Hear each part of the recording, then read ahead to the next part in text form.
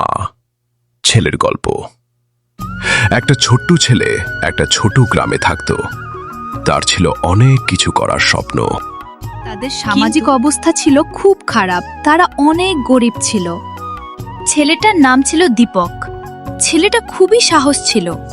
সে চেষ্টা করত নিজের পরিবারকে খুশি রাখার। তার বাবা ছিল না, তার মা একাই পরিবারটা চালাতো। আর দীপক, সে ছেলেটা একটা চায়ের দোকানে কাজ করত। সেখান থেকে কিছু টাকা রোজগার করে নিজের পরিবারকে দেওয়ার চেষ্টা করত। তার মাও রান্নার কাজ করে তার ছেলেকে ভালো শিক্ষা দেওয়ার চেষ্টা করত। তার মাকে জিজ্ঞাসা করল যে মামা, আমাদের কি কখনো ভালো সময় আসবে না? মা বলল যে দেখ বাবা দীপক, ভালো সময় খারাপ সময় বলতে কিছুই হয় না। আমাদেরকে যতটুকু ভগবান দিয়েছে ততটুকুই খুশি থাকা উচিত। শ্রীকৃষ্ণ বলেছেন, আজকে নয়, আমাদের সময় খারাপ, কিন্তু কর্ম করো, কাল অবশ্যই ফল পাওয়া যাবে। তাই তো বাবা দীপক, তুমি যখন বড় হয়ে যাবা তখন আর আমাদের দুঃখ থাকবে না। মায়ের ভালো ভালো শিক্ষায় দীপক বড় হচ্ছিল, আর এদিকে চায়ের দোকানে কাজও করছিল।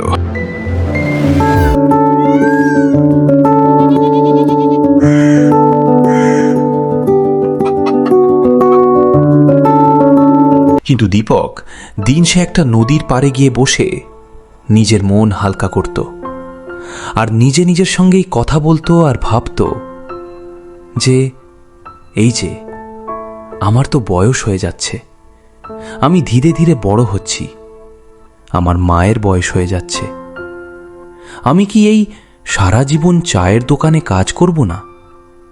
আমাকে অন্য কিছু করতে হবে। দীপকের বাড়ি ফিরতে রাত হয়ে যায়। চারিদিকে অন্ধকার আর সন্ধ্যা হয়ে গেছে। আর একদিকে বাড়িতে দীপকের মা চিন্তা করছে আর ভাবছে, এই ছেলেটা গেল কোথায়? সন্ধ্যা হয়ে গেল, এখনো বাড়ি ফিরল না। কি জানি কোথায় যে আছে ছেলেটা। চিন্তায় ভালোও লাগে না। আর তাতেই দীপক চলে আসে আর দরজায় খটখটায় আর বলে, মা, ও মা, দরজাটা খোলো, চলে এসেছে তোমার খোকা। মা দরজা খুলে বলল, কিরে বাদুর, এতক্ষণ লাগে তোর বাড়ি ফিরতে? কটা বাজে দেখেছিস জানিস? আমি কত তোর জন্য চিন্তা করি। দীপক বলল, আরে মা, তুমি শুধু শুধু আমার জন্য চিন্তা করছো। আমি কি আর ছোট আছি এখন? আমি বড় হয়ে গেছি। আরে খোকা, তুই যতই বড় হয়ে যা, মায়ের কাছে তো ছোটই আছিস। চল আয়, ওর মনে হয় তোকে খিদা লাগছে, খেতে দে। দীপক খাতে খাতে চিন্তা করতে লাগলো, মাকে কি বলবো আমার, যেটা নিয়ে টেনশন হয়। মা, শোন একটা কথা বলি। মা বলল, হ্যাঁ বলো, কি বলতে চাস? আর কি হয়েছে? এত চিন্তা করছিস কেন? খাবারটা খেয়ে নেই, না হলে শরীর খারাপ করবে।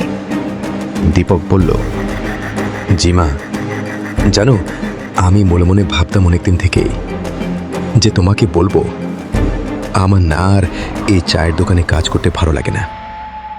ভাবছি অন্য কিছু করব। কি করব মা? আমি তো পড়াশোনাও করিনি, অন্য হাতের কাজও জানি না।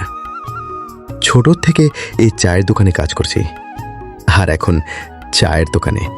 আচ্ছা, এর দোকানে কাজ করতে এখন ভালো লাগে না? পুরো দিন চায়ের দোকানের মালিক আমার উপর চিকচিক করে অনেক বকাবকি করে। আমার অনেক মন খারাপ হয়ে যায় মা। মা বলল, তো এই কথা তুই আমাকে আগে বলবি না বোকা? দেখ, এক রাস্তা বন্ধ হলে আরেক রাস্তা খুলে যায়।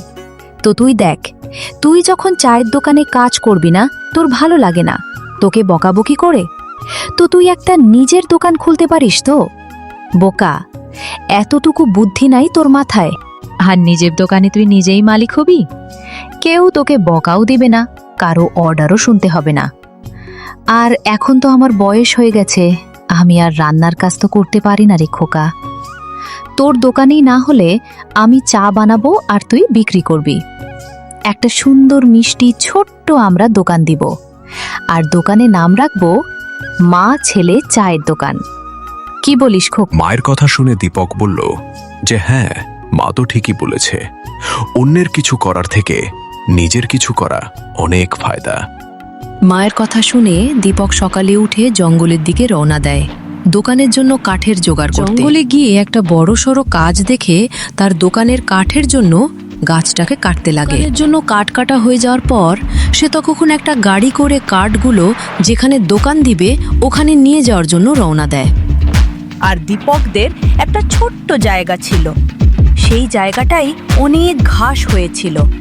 সেই জায়গাটাকে দীপক পরিষ্কার করে এবং সিদ্ধান্ত নেয় যে সেই জায়গায় একটা ছোট্ট দোকান দিবে। কিছুদিন অনেক মেহনত পরিশ্রম করার পর দীপক একটা ছোট্ট করে চায়ের দোকান দিয়ে ফেলে। দোকানটাতে বেশ ভালোই বেচাকেনা হতো আর দীপক বেশ ভালোই টাকা ইনকাম করছিল। তার মায়েরও খেয়াল রাখছিল। তো এই ভিডিওটাতে আমরা কি শিখলাম? যে কষ্ট করলে ক্যাস্টর লাগাল পাওয়া যায়।